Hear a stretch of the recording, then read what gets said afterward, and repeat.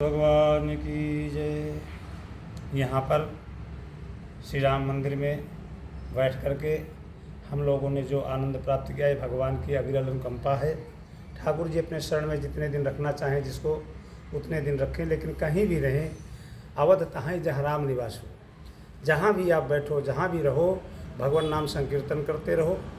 हमारे गुरु भाई जी तो आकर के मानस जी का पाठ श्रवण करा रहे हैं, श्री राम किशोर शरण जी। ठाकुर जी के यहाँ की जो छवि है, जो श्रृंगार है, जो सेवा है, और जो पंडित जी का, श्री अनिल कुमार पंडित जी का, गौतम जी का, उनके पिता शास्त्री श्री दिनेश महाराज जी का जो अनुराग भगवान के प्रति है, जिस भाव से सेवा करते हैं, आए हुए की आधि व्याधि भौतिक बाधाएं तो दूर होकर होती ही हैं, भगवान की चरण कमल की सन्निधि प्राप्त होती है। सच्चे मन से देखिए भाई, कलयुग में केवल और केवल भगवान नाम का सहारा है।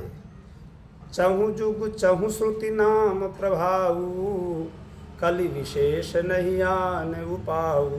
यद्यपि प्रभु के नाम का चारों युगों में नाम का ही आसरा था, लेकिन कलयुग में तो सब कुछ लुप्त प्राय हो चुका, कोई साधन आपका बचा नहीं, केवल और केवल हरि नाम है। हमारे पंडित श्री अनिल कुमार गौतम जी जो इस मंदिर के ठाकुर जी की सेवा में हैं, ठाकुर जी की सेवा करके आए हुए भक्तों को शनिवार और मंगलवार को तो हम देखते हैं अपार भीड़, और सबकी मनोकामना पूर्ण होती है। और नम केवल हनुमान जी के चरण में क्यों, भगवान के सारी कार्य कौन करता है?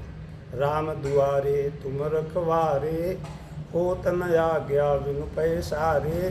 केवल और केवल हनुमान जी के चरण में अर्जी लगाते हैं, हनुमान जी महाराज अपने इष्ट देव के चरणों में प्रार्थना कर देते हैं, सारी मनोकामना भक्तों की पूर्ण होती है। शनिवार और मंगलवार को यहाँ की भीड़ देखिए, पांव रखने के लिए जगह नहीं मिलती। क्यों, किसके कारण? पंडित जी का प्रभाव। पंडित जी ने जो भगवान के चरणों का, भगवान के नाम का आश्रय ले लिया, उसके कारण आए हुए भक्तों की मनोकामना, भगवान की प्रार्थना, ये सुनाते हैं हनुमान जी को, और हनुमान जी सुनाते हैं अपने प्रभु श्री राम जी को, और राम नाम के बल से सारी मनोकामनाएं लोगों की पूर्ण हो रही हैं। एक बात ध्यान रखने की है, हम सब लोग इस बात का सतत ध्यान रखें।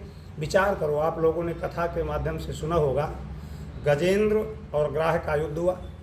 गजेंद्र ने पुकारा हनुमान जी को, सीताराम, गजेंद्र ने पुकारा भगवान को, और भगवान आए तो सबसे पहले गजेंद्र का उद्धार नहीं किए, पहले ग्राह का उद्धार किए और गजेंद्र को रख दिए।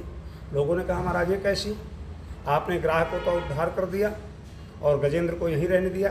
कहा गजेंद्र संत है, अगर संत बचे रहेंगे तो संसार के गजेंद्र जैसे, ग्राह जैसे जीवों का उद्धार करने के लिए गजेंद्र जैसा संत रहना आवश्यक है। गजेंद्र तो संत है, भक्त है, लेकिन ग्राह संसारी जीव है। संसारी जीव जब भक्त का चरण पकड़ लेता है तो भक्त को तो भगवान रहने देते हैं। क्यों, भक्त तो अपने आप भगवान को प्राप्त ही कर लेगा, वो भक्ति को छोड़कर जाएगा कहाँ, भगवान उसको छोड़ेंगे कहाँ। लेकिन संसारी जीव भटक न जाए, इसलिए संत का आश्रय ग्रहण करने के कारण, गजेंद्र रूपी संत का आश्रय ग्रहण करने के कारण भगवान ने ग्राह का उद्धार पहले किया। कहने का तात्पर्य है कि भगवान केवल और केवल भक्त के आश्रय से, भक्त के संबंध से संसारी को भी अपना बना लेते हैं। इसलिए हम लोग भगवान की दिव्य झांकी का अवलोकन करते हुए भगवान के चरणों में अपना प्रणतपूर्वक नम्र निवेदन करें कि हे प्रभु, आपके नाम में हमारी इसी प्रकार अटूट श्रद्धा बनी रहे।